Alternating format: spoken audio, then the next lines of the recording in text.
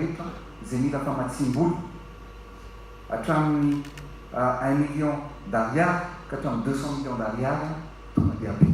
Apetatsika any amin'ny banque ny vola izay mipetina équivalent à 50 millions d'euros na 200 milliards d'ariary. Vola be zany betsaka zany. Misy maromaro matokan'izay, misy reo rahatehanao usine dia misy ny atao hoe usine na crédit bail.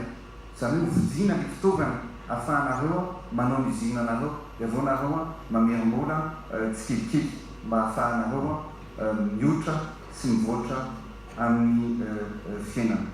Ahoana ny fandehan'io famatsim-bola io? Iza ny afaka mahazo an'io?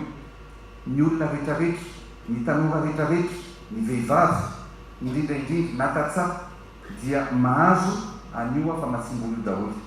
Noho izany dia misy ny fandraisana ny atota taratasy izay apetraka eo amin'ny chambre de commerce manerana ny Madagasikara.